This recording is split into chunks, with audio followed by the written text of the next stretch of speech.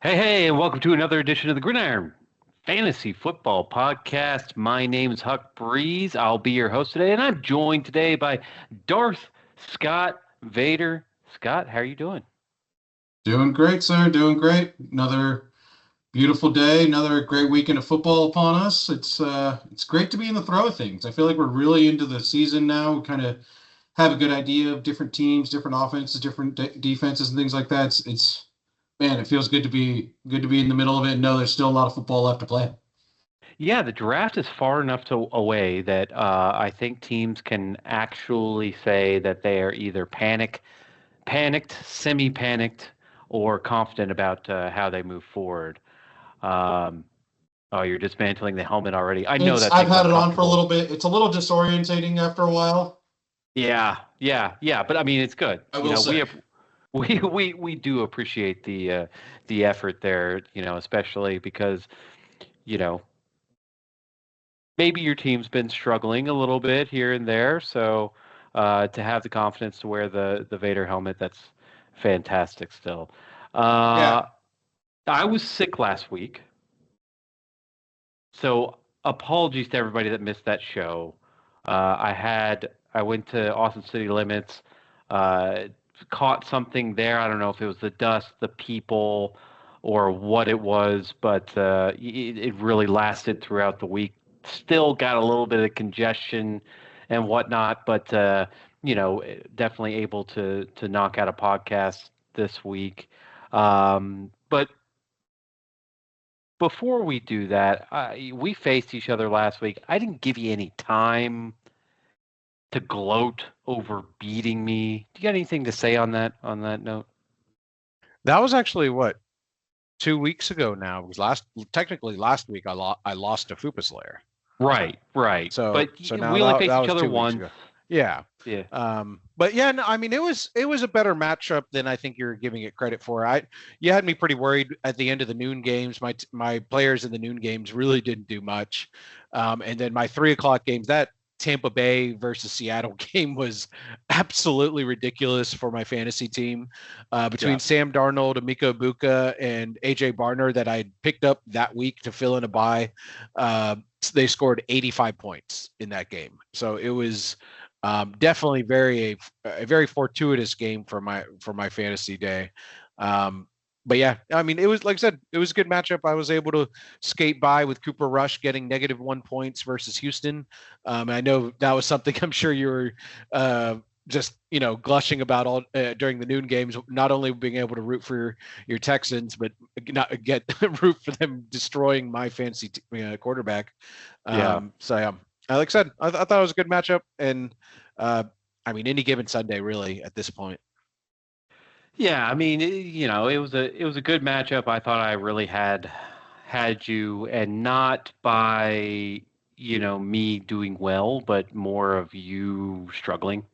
Having Cooper Rush go negative, and no, but none of your team was really catching fire after those noon games.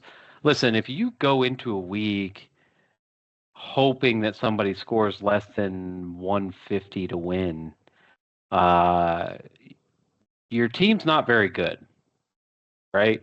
So you score It might be what I'm 177. doing this week. Well, you score 177. Like Yeah. you, that's a score that's probably average, right? If somebody beats that, you're like, eh. If somebody loses that, it's like, yeah, I deserved it. It's right there at average. If you're around 150, I think that it's like, well, I got away with one. If you win with anything below like 140, 150, it's like, damn, I got lucky this week, right? Um, this is, we're looking at overall points throughout the year, and you can see that, the separation, the gap is becoming bigger, right? Last place is at 850 points. First place is 240 more points than that over 6 games. Actually, I'm sorry, it's 300 more points if you're looking at Cod's team over that over 6 games, which is a lot. Which is it's 50 points a game. So you're gonna have to be scoring points every single week, even in losses, Yeah. to be a formidable team. So, not saying that you didn't win that game, but my team definitely sucked. even if I would have won that game, it would have been like, shit, I got to fix some things the next week. So congratulations, if you would have won sir. that game, you would have scored over 177 points. I think that's a very decent score total. So I mean, I see what you're doing, but I get it. That's fine. No, I mean, if you would have, like, let's just say AJ Barner and Sam Darnold did not do anything and they sucked and you end up scoring 120 and I won 149 to 120, like, I still would have looked at my team the next week. Not like, oh, I thought you were saying if you would have beat me at 177, I still would have been like, oh, I would have been happy. Terrible. I was like, that's pretty decent. Like, the fuck's No, I would have been proud. I'm just saying, I would have still been in panic like, mode. It's not 200, but okay. Yeah. Anyway, hey, before we get into the rest of football, it's spooky season. I mean, it's been spooky season for me for like 2 weeks. I'm like, once October hits, I'm making cookies. I'm hanging up decorations. I'm watching movies. Scott, what's your favorite Halloween movie? One of my favorite Halloween movies, and I guess it's not super Halloween-y, but it's Dracula Dead and Loving It. I love that movie. It's so funny. Leslie Nielsen is just classic, one of the funniest actors that will ever live for me, and it is just every bit of it is great. Like I said, not a super scary movie, but just one of the funniest movies, and I only watch it in Halloween season. So I gotta pick that. It's been a few years for me. I gotta pick that up this season for sure. For me, I separate mine into, and you'll understand this soon when you got a family. You got to separate into adult Halloween movies and the children Halloween, or things that you can watch with children Halloween movies.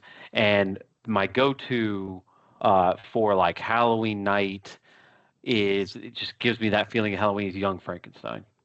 Right? Oh, it's a good one. I love that. Yeah. Mel Brooks is fantastic. It's classic. It's something I watched as a child. It's got every aspect of Halloween that you could possibly want. Just got that feel, right? Even the black and white of everything. So love that. But if you're talking about like a horror film, like something that's actually like, I love Sinister. I like the Sinister series. It's, to me, I think that's just the whole feel of it, it's not particularly gory or anything like that, but it's just got that feeling of suspense and, really, really enjoy it. But there's all kinds of good stuff. I don't know if you've seen Guillermo del Toro's Frankenstein that's coming out in the next few weeks. I've been struggling to find a theater to watch that at, but there's I think all it's kinds coming of out Halloween. on Netflix soon. It comes on Netflix after Halloween, the week after Halloween. Oh, I know. Oh no. I know. So it's like I really want to see it in theaters leading up. The only one that it's available at in our area is over by Bender's Landing. So way back, kind of like by Fox Run. There's a new theater. Oh, I didn't know there. It's a select movies theater. Yeah, Netflix has to have like a deal with some of these theaters so that they'll show the movie for like 2 or 3 weeks and then they'll just release it to Netflix. So if Netflix has a deal with some of these theaters and our Tinseltown does not for this particular one, so maybe I'll make a trip out there. I think not this weekend but next to go see that. But yeah, I've heard really good things. Anyway, yeah. Oh, the preview just gets me so jacked up. It's awesome. All right, let's get into some football subjects, some gridiron subjects. There's some discussion about the trade deadline today. Did this make sense to you at all, not having the trade deadline on a Saturday? Does that make a difference to you? I feel like that's a great time right before the Sunday games. I don't understand. It's on Saturday? Is that what it is? It's on a Saturday. So. I thought it was. They kept saying middle of the week. I was like, okay. Well, I guess that's the middle of a football week since football weekend's on Monday. Oh, well, yeah, and it starts again on Thursday. So I get that, the middle of a football week, but. Like I don't even know what they're asking for, but I think they're asking. Because it's like because John was going to try to make a trade with somebody on Saturday after the game started, and you have to push it through after that or something like to fuck with the loophole. But there's no loop. So like if Dak played on Thanksgiving, Yeah. and he did well, he'd be locked. So it doesn't matter. Yeah. Okay. So, I mean, I don't think it's a huge deal. Just get your shit in before then. I think it's plenty of time to trade, and I don't want to do no trade deadline because then we got to really start analyzing every trade going, into the playoffs and stuff like that. And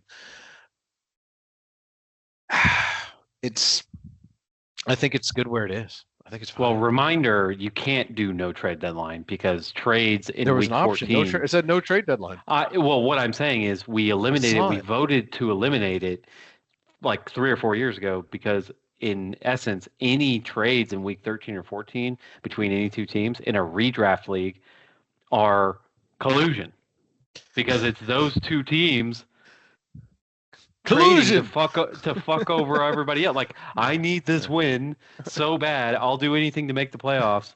Here you go, first place. Here's all my shit.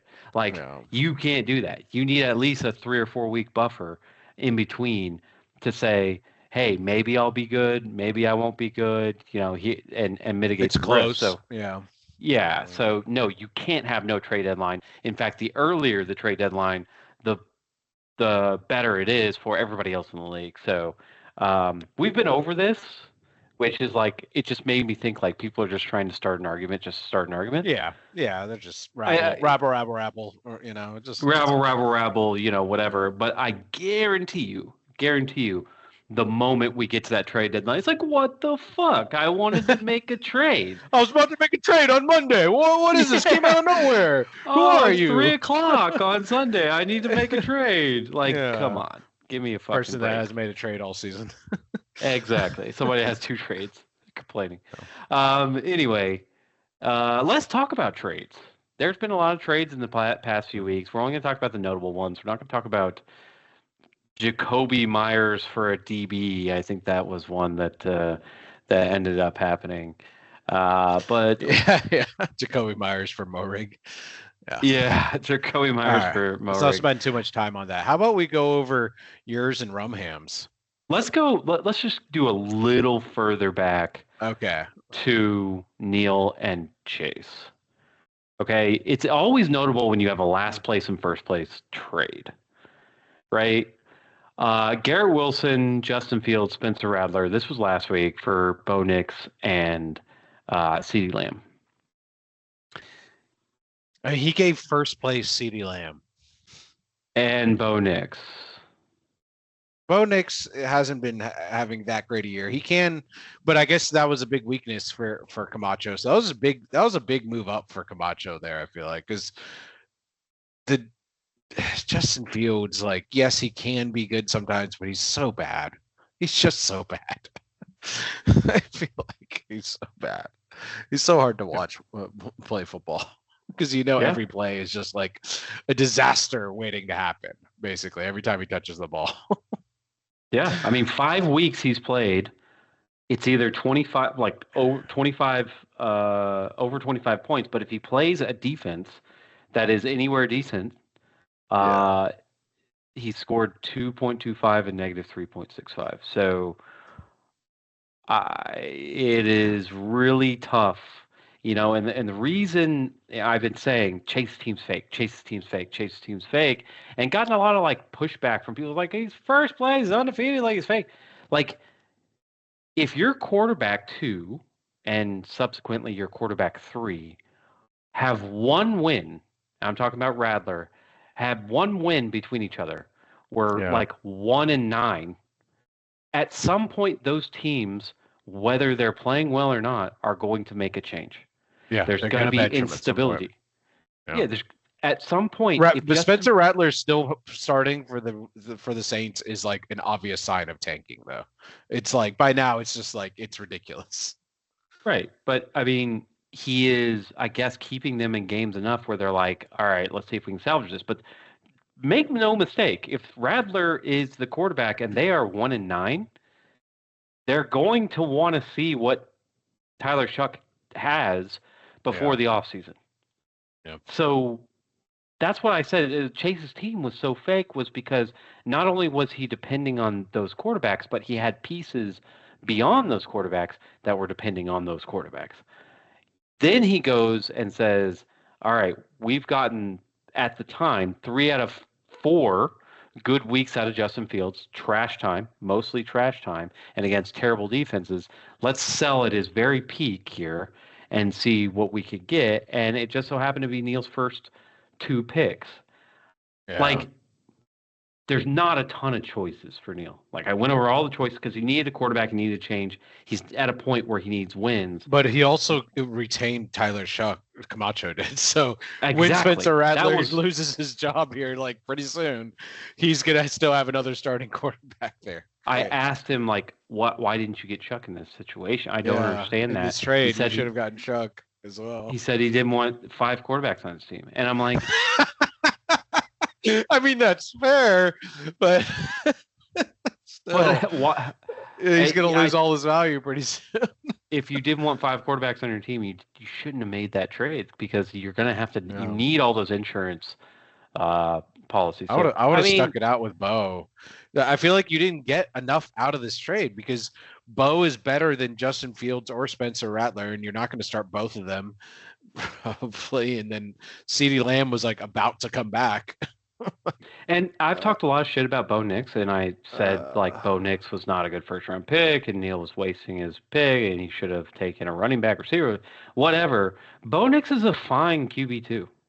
Yeah, that in no world is he not a good QB2. So, yeah, I thought that Chase definitely improved in that sense, but I'm not just demonizing Neil and saying that Neil was an idiot. He's in last place, and he's had the worst fucking luck in the whole world. Then he still has J.J. McCarthy and Carson Wentz, so why did he need Justin Fields and Spencer Rattler? It was a bye week. It was a bye week.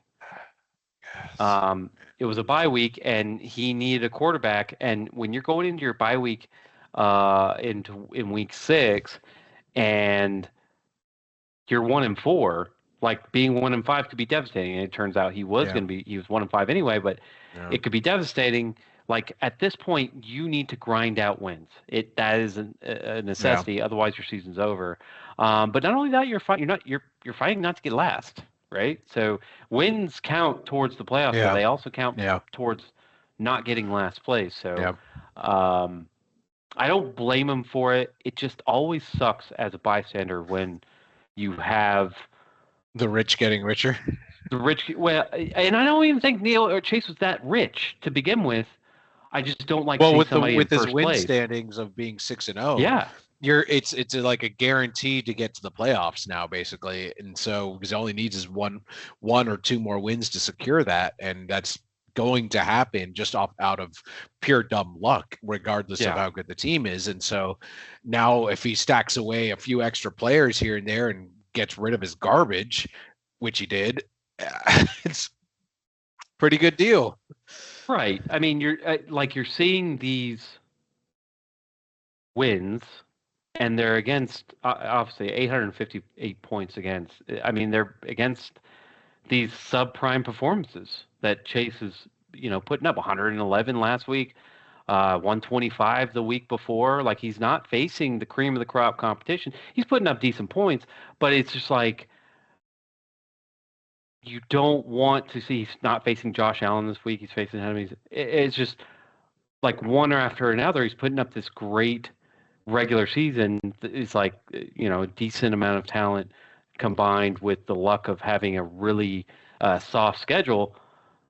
Like, you don't want to see that get any stronger than it already is. You'd like to see some of these, people put up some competition against them. I don't think Chase is actually a stranger to this. He's a good regular season player. If we're talking about like Chase's last 5 seasons, 4 of them he has made playoffs. I think he has made playoffs in 3 years, and a couple of those finishes were in the bottom 2. Like the one that he did make playoffs in the last 5 years, he was I think 11-3. And choked in the first round. I mean, it's been a tough 5 years for Chase, for sure. And he always touts himself as like a regular season champion. Like, you want to put up, everybody's goal is to put up great regular season numbers. I just hope that in that sense, it's not that's not it, right? That what he's showing isn't fake, and what he's showing doesn't get bounced in the first round or second round, and that it's something that's stronger than he's had in years past. So I guess it's something we'll have to see. But next trade, we'll move into the more recent. Sorry, we didn't get to talk about that 2 weeks ago, but let's go ahead and real quick, let's talk about me and Trevor. These other small trade. ones. It was a big trade. It was a big trade, and one of the criticisms that I get from a lot of people when I'm negotiating trades is that there's too much. That there's too many players. Contract it. I don't want to trade that many players. I feel like we're trading teams. You know, I feel like one of the only people that I could do this. I mean, sometimes you want to trade A for A, B for B, C for C. Doesn't match up. So we need to extend it a little bit more. Okay, still doesn't match up. Extend it a little bit more. And that's how you end up for 5-for-4 trades, right?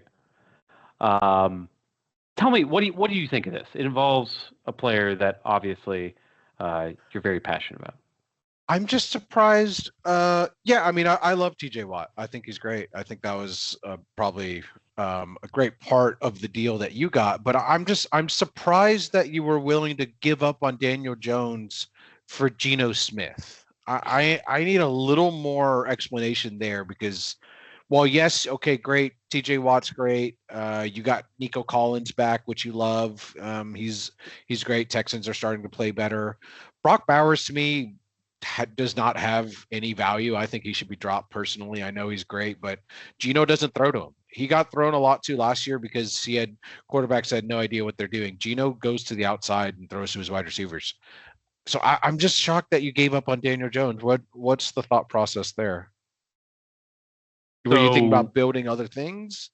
Because Geno is, man, look, those numbers, look at them. They're ugly. Yeah. No, they fell down the tree and hit every ugly branch on the way down, man. This ain't good. I think part of fantasy football, especially in our last decade, is noticing over time what other teams in our league do well and trying to replicate that. I think this league is the competition is so strong that sometimes you need to mimic other people and realize, hey, what they're doing over there, that's fucking smart. And hey, I've looked at Neil over the last 5 or 6 years. He's constantly been at the end of the draft.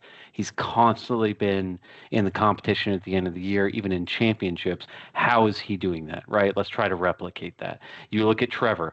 Trevor's got the shittiest quarterbacks ever, year after year after year. He's always up there. How is he doing that? Some of these people. How many ships do they have between them? Curious. I'm just curious. For the listeners, I get it. And benefit. Well, how many? Let's hear it. I know they have 0, but you need to put credit give credit where credit is due, and you can't just they didn't win the championship. I'm going to be blind to how their success. It's not right? like a 1 or 2 they couldn't year finish the last testing game. Both lost in the championship. Form data that I have to use. It's 20 plus years now. I think we know who we are. Okay, but I'm not going to look at Cameron's team or John's team and be like, let's see. Let me replicate this. I'll just draft Lamar Jackson. Like exactly. Like that wasn't available. That's exactly how it's supposed to work. No, because that's not available to me. So what can I say? Hey, maybe I'll be Trevor. Maybe I'll be Neil. But instead of not winning that last game of the year, I'll try and push it over the hump. Maybe that's a good strategy. I mean, other people in our league also have fantastic strategies. So what you're saying is with this trade, you're shooting for 3rd place. Let me finish. Okay. So I'm looking at this and I'm going, hey, what is my team's strength? And it was I have number 5, number 6 overall quarterbacks, right? Mm-hmm. I have a very have no plan at tight end because I had Taysom Hill and nobody else. I have a very loose plan at wide receiver because I'm running Brian Thomas Jr. and 2 returners on a week-by-week basis. My defense is okay. It's not great. So let's put that all together let's get better at all those spots, and let's take it.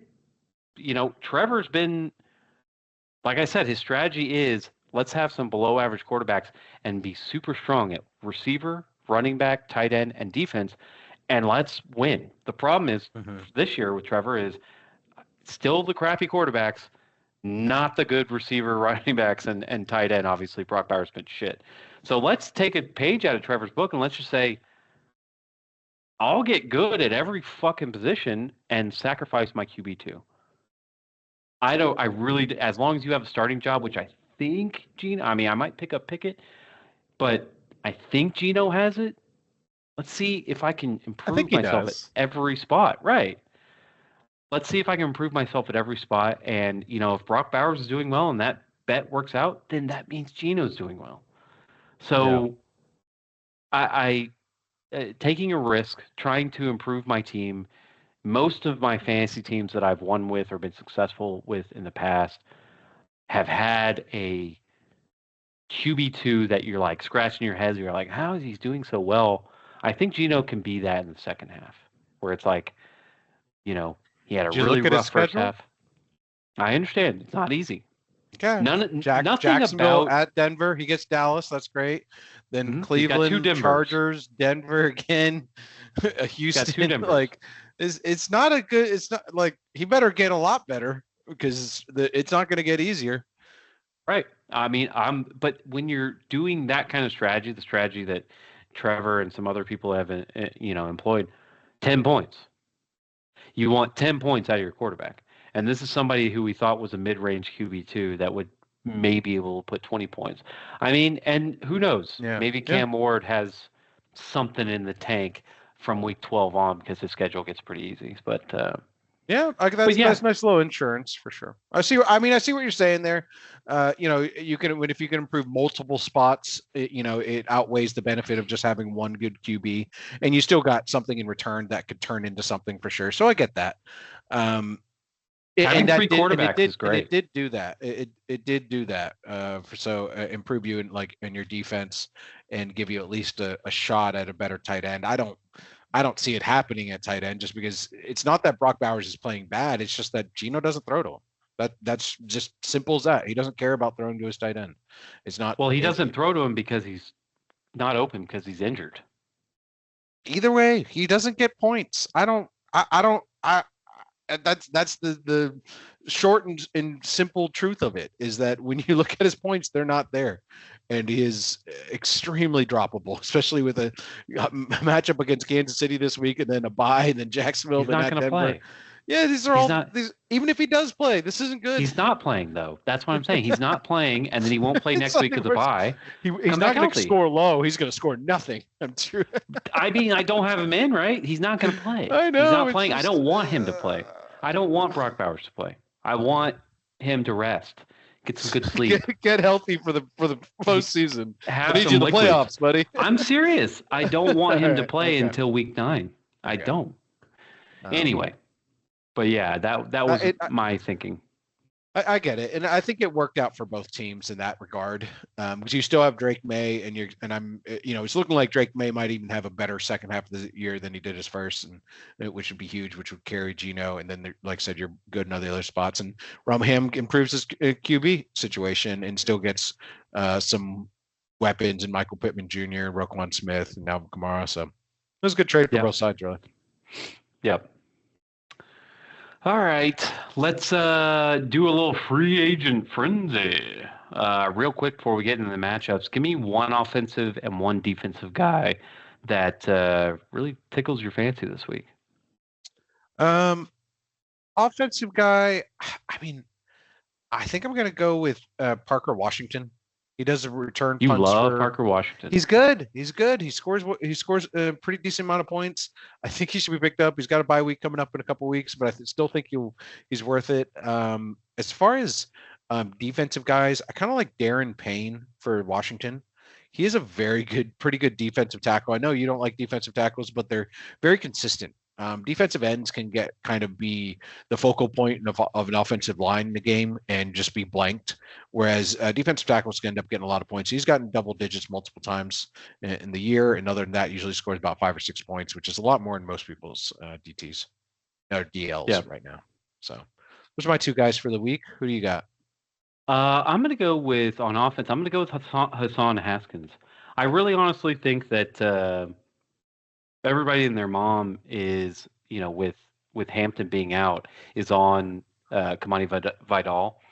And yeah, he had a great week last week against Miami, who may be the worst run defense in the history of football. And so people are like, well, that's clearly the number one. And they might be right. Hampton's probably going to be out more than the 4 weeks that they originally scheduled, right? So there's going to be more dependence on these two running backs as long as they don't trade for somebody. And depending on whether they win or lose over the next few games, that may come to fruition. But I feel like the more game flow works out, the more you're going to see somebody like Hassan Haskins. It's not very sexy from a pass catching ability, and not like the biggest burner, but somebody that could maybe pound out 100 yards if they get a big enough lead. So, some of these teams that they're facing that may not be, upper echelon teams, you've got Tennessee coming up in a couple weeks. You've got, Pittsburgh after that, Indianapolis. Like, they could get Hassan Haskins involved. And this may be one of those things where it's like, damn it, I thought Vidal was the guy. Now it's Haskins, and now Haskins isn't the guy. Now Vidal's the guy. Just saying, if you need a running back too, and you're desperate and you don't want to trade, Hassan Haskins might be worth a roster spot. And on defense, I had a few. I'm not going to repeat with Overshown, even though, hey, every week you talk about Overshown. Overshown's not going to be back until Thanksgiving. My God, that's so far away. I mean, we're getting closer. Is he coming back this week? They said by November. Hello. By November. Hey, that's yeah. Practically Christmas. So I'll talk about a guy that I drafted, Mike Sainristil, for the. I've looked at him for Washington. So I drafted Sainristil. Yeah, I mean, he's a tackling DB. That's somebody that they attack, and not somebody that's afraid to get involved. So Mike Sainristil, I drafted him. I thought, hey, this guy, has projected a good amount of tackles and had a decent year last year. Dropped him before the year started because I just don't want to start a corner going into week one. But it's had a few bright spots past 2 or 3 weeks. So I like Sainristil. All right, let's get into our matchups here. Just a review of where we're at. I caught up a little bit last week in our text message exchange. I am now 20-22, still on the losing side. You were 24-18 on the year, so I'm still 4 games back, but I'm going to catch you. I'm going to catch you starting this week. Got a lot of football left to play. A lot of football left to play. That is absolutely right. But let's jump right in, starting with Notorious versus Rumham. I'm surprised this isn't game of the week. They are split 50-50, and projections are right there. And let me talk about Trevor's team. I know we've talked about in the past before these trades that Trevor was somebody that was always going to be tough to pick just because his team just looks disgusting. It doesn't look disgusting. I think it looks pretty good. I mean, before with Geno and like everything, like you look at this and you're like Bryce Young, Geno Smith, Pickens, like you've got Lamb back this week. He's starting Luther Burden at wide receiver 3. Mason Taylor's his tight end, like going forward, not just like a fill-in, like going forward. And he's got a weaker defense. Why? Because he had Brock Bowers, and he traded me Brock Bowers. He should pick up AJ Barner. AJ Barner is way better than Mason Taylor. Mason Taylor is terrible. You're a little biased. So bad. I'm just saying. Look at AJ Barner's numbers. He should just be a starting tight end in this league.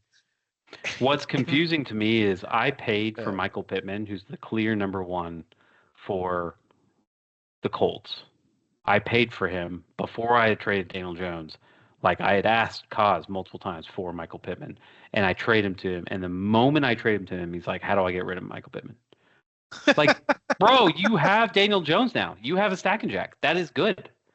That if you don't want him as your wide receiver 3, that's fine. You can go find another wide receiver 3. He'd rather start Luther Burden the third. Sorry, but Michael These Pittman's are bad choices. fine. These are really bad choices. He's a fine wide receiver 3. Oh my god.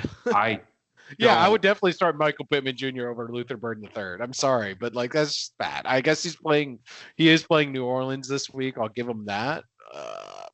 I don't mind Burden III, especially if he's going to get him.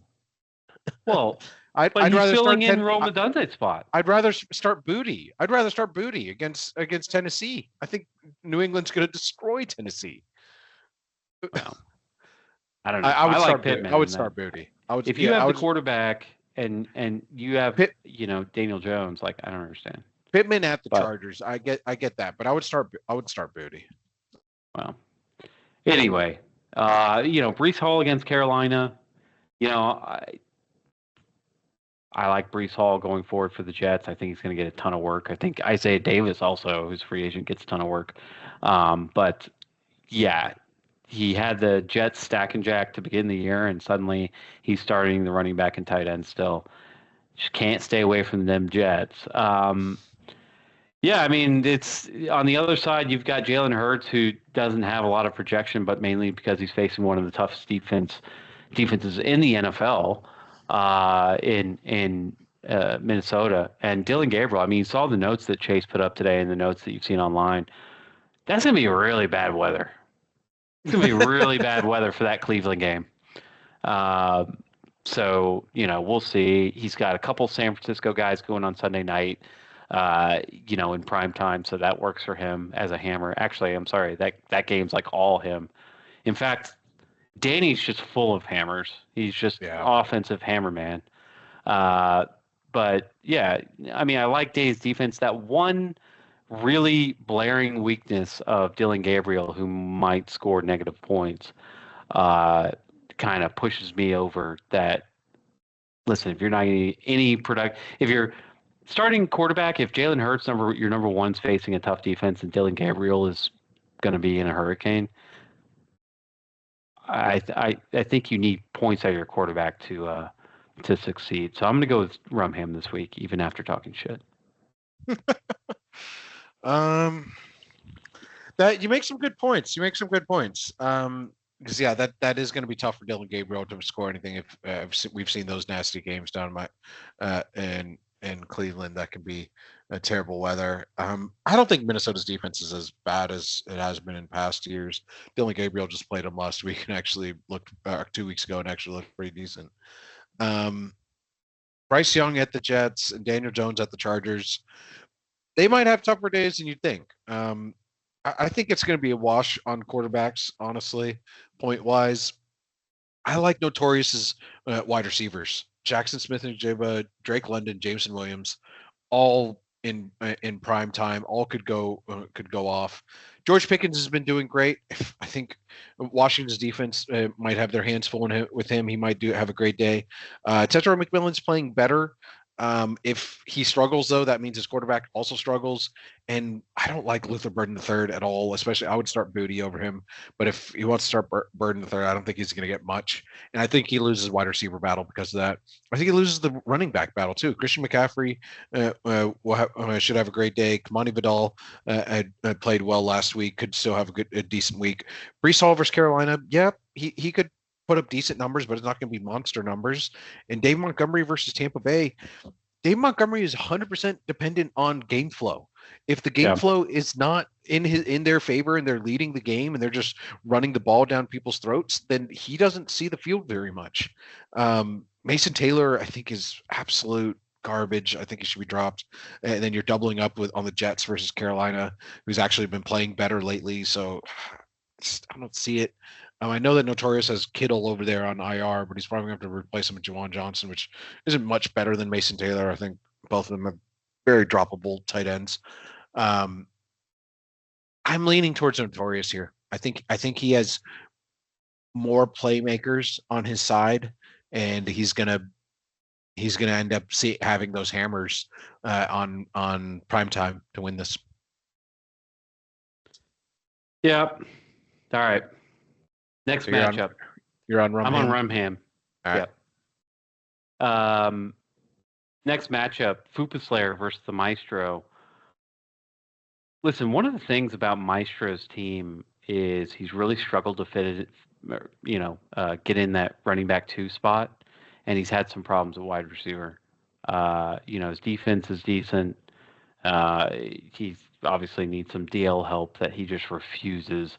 I feel like sometimes Michael's just like, I'm not going to play any DLs at a protest, and at the end of the year, when I realize that it really affected my team, I'm just going to complain that DLs are stupid and we shouldn't use them, which is not a good strategy. Like, if these pass, like, we're going to have DLs next year again. Like, you got to get some DLs. And I'm not saying this from a perspective of like, hey, trade for my DLs. I'm saying like, go somewhere and get DLs. But his team looks good. They're finally 100% healthy.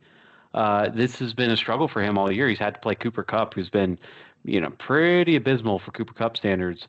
But he's getting Jefferson back off bye. Mike Evans is healthy and practicing. Quentin Johnson looks healthy. Rashad White is the guy that's filling in for Bucky right now. Decent matchups. You love to have that Monday night versus Tampa Bay and Detroit. What a juicy game. These guys both have some on either side. And a decent defense. And on the other side, you've got John, who also has a pretty good matchup with Washington. Trevor Lawrence going overseas to face the Rams, not good. We don't like that. We do not like facing Rams defense overseas. It's just never good. When you're facing a good defense overseas, like, defense just wins every time. He just got Judkins in a hurricane. Whenever you're having weather like they're going to have and facing Miami's freaking popsicle stick defense, you could put up 30. I like Judkins for a lot, like Gibbs for a lot. Laporta, obviously. The only thing is Laporta's dependent on Goff, which so is every other Lions offensive pass catcher. So I don't think John's defense is quite as sturdy as the other side, even though we've got a DT off. All they roster are DTs, which is dumb. But anyway, Jeffrey Simmons was pretty fucking consistent, man. That's some nice points out of Jeffrey Simmons. I'm just saying, not all DTs are like other DTs. No, I understand. I'm just saying consistency. Like, have them show me. That's fine. You want to keep showing me that you're get sack after sack after sack and be somebody that can compete in this league. Maybe I would never say that about Aaron Donald. So if you're going to be on Aaron Donald's level and go out and do that, fine, go ahead. But yeah, I'm going to pick Michael in this one. I think his team is, better overall and, has really adapted and filled in his holes. So I'm going to go with the Maestro. Understandable. I think this one is closer than the last matchup we were looking at. Oh yeah, they both have a lot of quarterbacks. They have a lot of points out of their quarterbacks. I think Dak Prescott or Jared Goff could both go off. Trevor Lawrence actually hasn't been that great in London. I was looking at his stats. He's got 8 touchdowns in 6 games. That's not great. That's putting him for maybe like 1 touchdown, basically for the game, which isn't going to be enough because I think Stafford will still be Stafford. I know Puka Nacua will be out, but I still expect Stafford to play very well. It might just be a low-scoring game in general. But I do think that Maestro wins in his wide receiver category. Like you said, now that he's healthy, it's looking a lot better with Justin Jefferson, Mike Evans, and Quentin Johnson. Fupa Slayer's got Keenan Allen, Debo, and Xavier Worthy. Not terrible. But I still like Maestro's a little bit more. Jahmyr Gibbs is really where Fupa Slayer could win if he steals a lot of points from Jared Goff, either through the passing game and screens or just running the ball with him and getting the touchdown instead of Jared. That's really where Fupa Slayer could win. Same thing with Sam Laporta. So he could steal a lot of points from Maestro there. Maestro needs a root for Amon-Ra St. Brown and Jameson Williams basically to get all his points. Quinshon Judkins in that nasty game could be a lot of fumbles, could be a slippery ball there. I like Javonte Williams and Rachaad White more on Maestro's side. Everything's kind of leading towards Maestro here. I'm with you on Maestro for this one. I think he's going to beat Fupa Slayer here. Yeah. Don't mind. I don't mind that. Sue Disco Lemonade Professor. So I like what Professor's done as far as, getting together his team. But here's a mystery for me. Rico Dowdle. All right. First of all, 36.9 points exactly 2 weeks in a row. That's more amazing than putting up 36.9 points, period. He's not a savior of somebody's team. He doesn't necessarily need a savior, though. Okay, but in the fantasy community, if you ever listen to any fantasy pundits or anything, there's a lot of people who are like, Rico Dowdle's running back one. Rico Dowdle's somebody that you could depend on. It's like, I think the clock will strike midnight at some point on this fairy tale story. Personally, well, that's what I'm saying. It's like Chuba Hubbard's going to come back, and Chuba Hubbard makes more money than Rico Dowdle. He's a clear number one. Like, I don't doubt that Rico Dowdle has earned more time, but this is much closer to a 50-50 split. On top of that, Dowdle will face Miami and Dallas. Yeah, it's two pretty easy defenses. Then if you look at his second half of the season, it gets nasty quick. Rico Dowdle should not be starting this game for cause. He's going to start him because he scored 36.9. But J.K. Dobbins should be in the game, so he might still do well. No, I would, if I was cause, and maybe he is doing this. I don't even know. But I would be like standing out on the corner of any street being like, please buy my Rico Dowdle. Rico Dowdle for sale, cheap. And it's just, I mean, maybe he's feeling good about it. Maybe he's feeling good going forward, but he is far for a running back one. He's a running back two with a low floor. That's my opinion on him. I love Baker tonight. I love Flacco. I love Flacco tonight. I love Baker on Monday. Jamar Chase, that Flacco Jamar Chase. That's when we were talking about trading. That's what I wanted. I wanted somehow to get Flacco Jamar Chase, and I was throwing all kinds of stuff at him. It just never came to fruition. He said, "I'm not giving up Jamar Chase. How do I get Flacco?" Finally came to an agreement. But yeah, no, I like Devontae Adams without Puka. Hey, target hog, leads the NFL in red zone targets. Somebody that's probably an RB1 when old Puka's out. I don't know how to say this guy's name, Shamiri DK, perhaps. Right up my alley with being able to take over the entire return game and getting involved in offense. We'll see if that continues and they say, hey, especially with this regime change, this is somebody that's electric with the ball in their hands. We need to do that going forward. But, like what he's done with his defense, there's a few weaknesses in there, in spots, but, it's not something terrible. On the other side, listen, Neil's at a point where he knows that he can't trade to dilute his team anymore.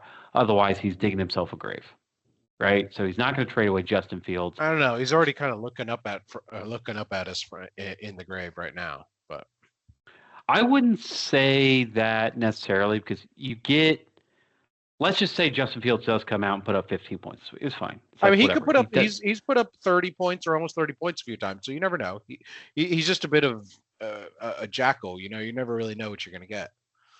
He did that with Garrett Wilson which he's not going to have Garrett Wilson this week. Sure. And he did it in a situation where people were looking at him in the rearview mirror, which if there are any games like Denver last week where it's like we're in the game, but we're kicking a bunch of field goals, Justin Fields is worthless. Yeah, I mean Neil's got a few different attractive spots like DK Metcalf, Chase Brown, if he can ever pick it up, has a pretty decent matchup tonight, and his defense is fine. He hasn't really touched his defense all that much, so it's good. Neil is just hoping that tonight Pittsburgh's defense just attacks Joe Flacco and Jamar Chase, because I think that would be the only way that he has any chance is Pittsburgh's defense coming out and keeping Joe Flacco under 10 points and Jamar Chase without a touchdown. If he can do that, Neil has a shot. I don't think that happens. I'm going to go with Professor. Yeah. Tomlin on the road against division opponents is 0-6, so on Thursday nights. So it's definitely not looking good for Disco on the Joe Flacco and Jamar Chase trail, and that's coming from a Steelers fan. Yes, I would love to see them get wrecked, but I've seen this game in the past. This is usually a shitty game that will lose in terrible fashion. And then all the doubters will be like, "Oh, I told you, Steelers terrible." So yeah, I could definitely see that. I like Baker. I got at Detroit as well. Disco's got Justin Fields versus Carolina and Spencer Rattler at Chicago. Yes, they could play well and they can put up some decent points. I don't think they're going to put up more points than Baker and Joe Flacco, though. DK Metcalf, Jordan Addison, great wide receivers there. Can put up a decent amount of points. Wandale Robinson could, you never know, but at Denver, I kind of doubt it. Versus Professors Jamar Chase, Devontae Adams, and Shamir Dike, or I don't know. I'll have to watch. I'm going to go with DK as safety. Okay, instead of Dike. We'll see. I like those receivers a lot more. Like I said, just between the amount of targets that Jamar Chase and Devontae Adams are going to get, and Dike just needs to stay consistent. He'll be fine. And then Josh Jacobs and Rico Dowdle. I think Rico Dowdle will still have another week, maybe not 36.9 points exactly again, but I think he'll still play very well versus the Jets. Josh Jacobs is very consistent, especially versus Chase Brown, Woody Marks, who could easily score under 10 points combined between the two of them. So Tyler Warren is a good tight end. I think he's played very well. The only problem is Jake Ferguson is a better tight end and played even better. And so like tight end one. So, yeah, exactly. So it's like that was like going to be the one position I was going to let Disco win there, and he still didn't, unfortunately. So everything's swinging Professor's way for me here. I'm going to take Professor as well. Yeah, it's I'm rooting for Neil. You always root for the last place team. Yeah, right? I'm rooting for the guy. I don't want to see for him. It's like the spider in the toilet. He's like trying to climb out, and you're kind of rooting for him, but then you flush. Neil's spider in the toilet. All right, okay. How about Benjamin Harrison versus Eternal Touchdown? So this is an interesting one. Benjamin Harrison coming off a week where he did not even attempt to fill that quarterback 2 spot against Chase. But he's got some interesting matchups. Listen, Tua against Cleveland.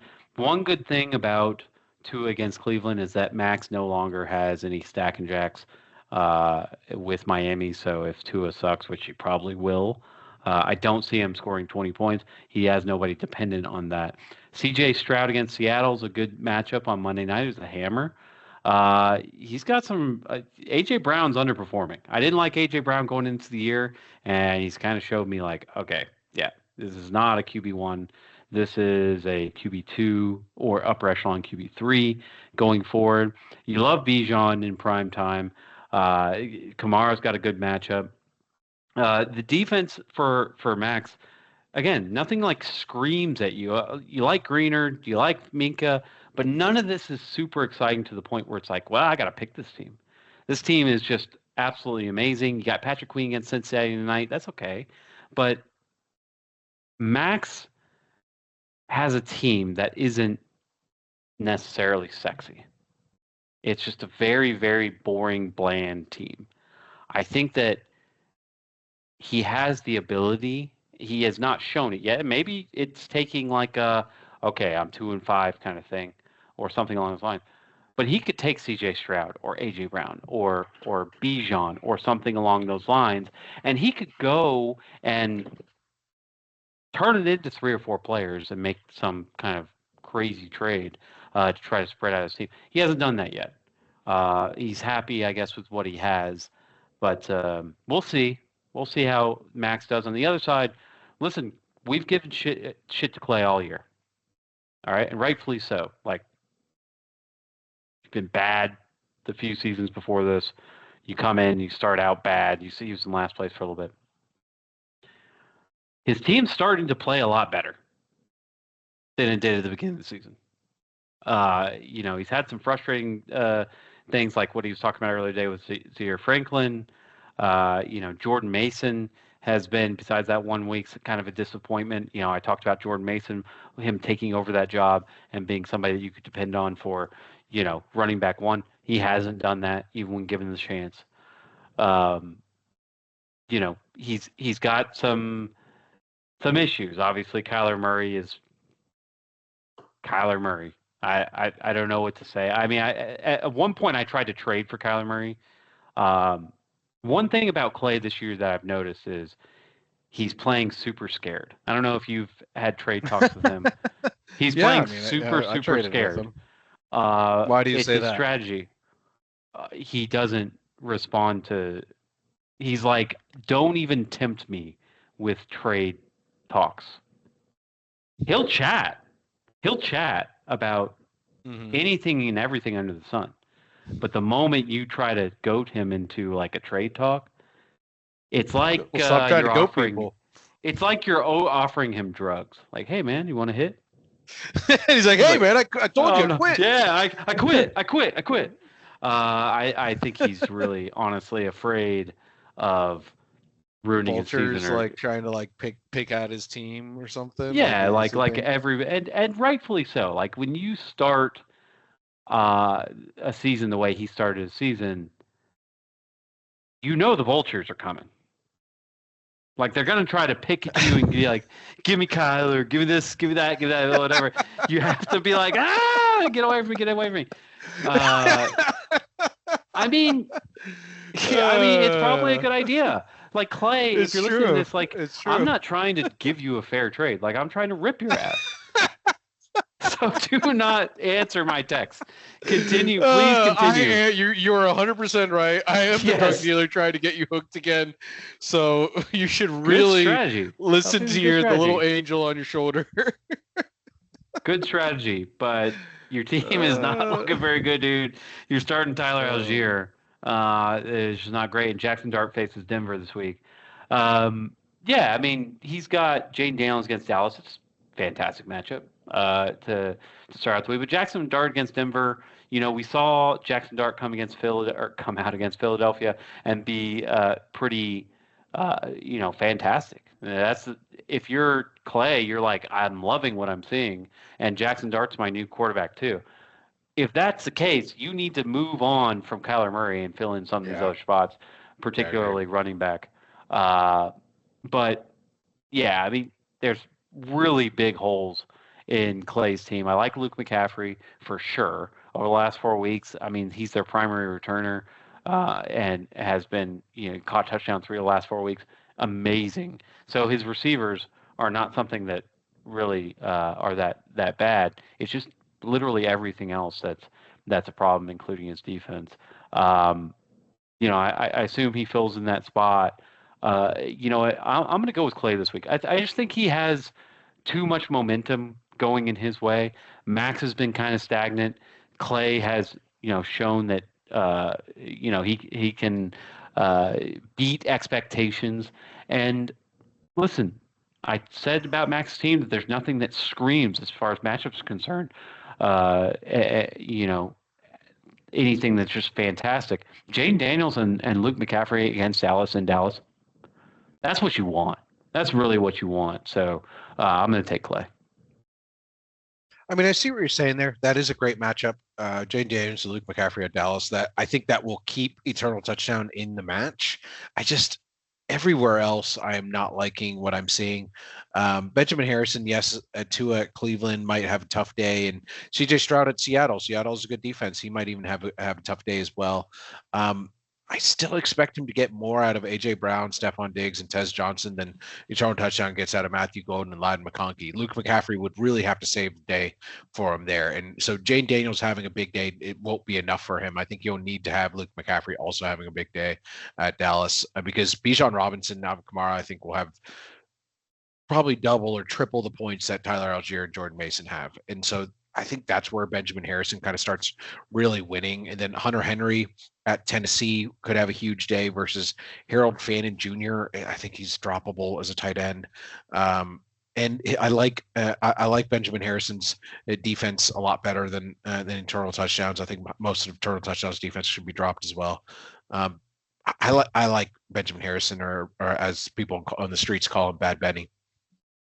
Bad Benny? They've been calling him Bad Benny? Yep, that's what I hear. He doesn't even speak English. Ooh, okay. All right. Yeah, looking forward to that halftime show. All right. Taking Benjamin Harrison. All right, let's move on to Camacho versus Last Man Standing. You know, I've been saying, like I said, Chase is having a fantastic year, but a fantastic year that's assisted by luck as well. Not facing Josh Allen on that side. And you got Aaron Rodgers against Cincinnati. Hedman will be facing or be using probably Brock Purdy. Could be that Mac Jones plays, but you'll probably see Brock Purdy. You got Terry McLaurin back.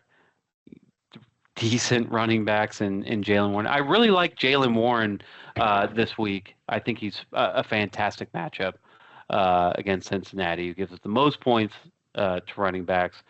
Hedman's defense is fine. You just picked up Alex Highsmith. I really like that matchup, going into tonight. So maybe he'll get some points out of that. But, Hedman's kind of struggling. 154 projected is not terrible by any means. But a team that's starting Ramondre Stevenson is not really what you want to see. He's got a lot going tonight, though. He's got the Pittsburgh stack and jack with Aaron Rodgers and Jaylen Warren, with Alex Highsmith against T. Higgins. So on the other side, Clay's team, and I keep thinking about Jordan Love. Like, okay, is Jordan Love a QB1? Obviously, he's played like a QB1 thus far, but is he QB1 going forward? If you look at the matchups that he's had for the first 6 weeks, and then what he's going to face in the meat of the schedule, is he a QB1? And especially the way they play, which is attack, and then sit back on Josh Jacobs for the rest of the game. Yeah, I just don't know. I'm not particularly afraid of either of these quarterbacks. They're good. I just don't think that they're absolutely amazing. Getting CeeDee Lamb back and asking for 15 points, even in that matchup, is a lot. We'll see if that comes to fruition. I think HN has a great spot against Cleveland, even though it's a strong defense.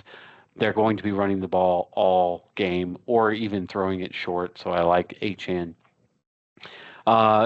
Chase's defense doesn't do much for me. You got some decent names with like Micah Parsons, but Micah Parsons hasn't done shit this year. 2.5 sacks, never cleared 5.5 points.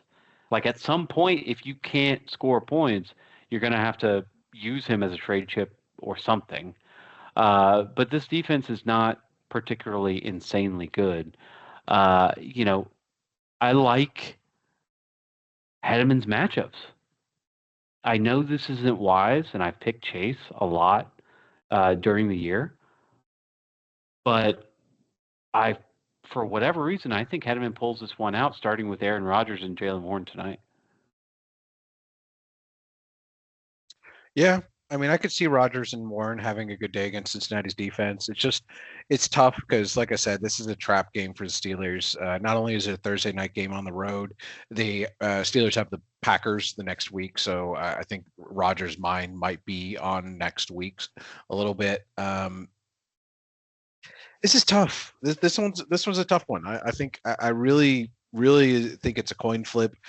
I'm not a huge fan of the Alex Highsmith pickup just because he just lost his starting job to Herbig, and he'll still get snaps, but he'll have to make the most of those snaps for sure. And he has in the past. I've definitely seen him make some huge plays, so it could definitely happen. Camacho, Jordan Love at Arizona. I like that matchup. I like Bo Nix versus the Giants. Like I said, Rodgers could have a good night tonight. Brock Purdy versus Atlanta. Atlanta's defense looked really good last week versus the Bills, and Purdy has looked very fragile. And so if he does start, I think that's bad. I think last man standing should be rooting for him to be benched beforehand, because I think if he starts, he won't finish the game and he won't end up with many points and he'll just be screwed. Jalen Waddle at Cleveland with no Tyreek Hill there, and he's number 1 at Cleveland. I don't think he has a great day. T. Higgins tonight versus Pittsburgh could do well. Scary Terry at Dallas is a great matchup, but he's got that Q. Real concern, sits week 7, not practicing. That's not good. He needs Scary Terry to have a big day, because I like Chris Olave at Chicago. Jacoby Myers at Kansas City isn't great, but CeeDee Lamb versus Washington should be good. And his notes say that he's definitely going to play with no limitations on top of that. So, because then Camacho is going to win with running backs as well. Devon Achane and Jonathan Taylor, probably one of the best running back duos in the league. Yes, Jaylen Warren is good, and I like him tonight, but Ramondre Stevenson is a big step down. So Camacho's winning on too many of these position battles for me here. I like Trey McBride over Ertz. Aubrey's great. Cameron Dicker the kicker is great, but I like Aubrey can hold his own. I'm taking Camacho this week. I know it's easy to take the 6-0 person, but I think he pulls another one out. Yeah. So hey, we got Steelers in 2 minutes, so I'm going to go through these last few real quick, if you don't mind. Yeah, no, I didn't realize the time. Sorry about that. Sorry, I pushed you guys a little bit over. I didn't see the time either. Yeah, I'm going to go. So Darth Scott versus Unicycle Polar Bears. Real quick, we've been looking at this all year when Lamar had his bye, and Lamar's not even playing. I hope he's healthy for you this week or next week, but no Cooper Rush means fingers crossed. Yeah. Sam Darnold facing Houston, who is the best against the pass. Whoop, whoop. On Monday night, that's a rough matchup. You do get Rashee Rice back. That's something you've been looking forward to all season. That's fantastic. On the other end, Cameron's hungry. He needs some wins, and he's got pretty much a full team, or a full team for his standards. So just by that, I'm going to go ahead and pick Unicycle Polar Bears. I think he has enough to beat you this week. I'm actually going to take Unicycle Polar Bears this week as well. I would need my team to do some amazing things to win. It'd be great if they do, and if they do, I'd be happy. If not, I still get a point out of it for taking Unicycle Polar Bears. Yeah, and if you weren't 4-2, you might be making a move for a quarterback. But yeah, and that's some people have made trade offers, and I've thought about it. But exactly, it's kind of being that luxury spot of being 4-2. I don't need to force anything. For sure. Last one, matchup of the week, Sex Raptor versus Breadbasket. I think that Brad is way overprojected. Puka's not going to play. Marvin Harrison not going to play. DeAndre Swift is beat up. Patrick Mahomes and Justin Herbert, bad matchups. Not nearly as good a defense as mine. I know he's got some decent DLs, but starting with Watt and Benito, it's like 2 of the best DLs in the league. Travis Hunter is due for a game. Tatum Bethune is getting 0.97. He's filling in for Fred Warner. He's going to be worth 10 points. As long as I get some, or don't get blanked out of people like Taysom Hill and Trevion Henderson, I think I win this, and I think I win it with ease. Yeah, I mean, I think if Breadbasket had a healthy team with Puka and Marvin Harrison, DeAndre Swift, and all of them, this would be a really close matchup. And I would probably even be inclined to take Breadbasket if that was the case. I think he's still put a decent matchup, but he would points, but he need Mahomes and Herbert to go crazy. But I think you've got it this week between Drake May, Gino, Nico Collins, Ashton Genty, things of that nature. I'm going to take you as well. Yeah, big game between the Chiefs and the Raiders this weekend. So good luck, everybody. We appreciate. Sorry to do a speed round with me and Scott's matchups, but I'm sure you enjoyed it. Thank you guys for listening. I appreciate it, and we will see you guys next week. Same time, same place. See ya.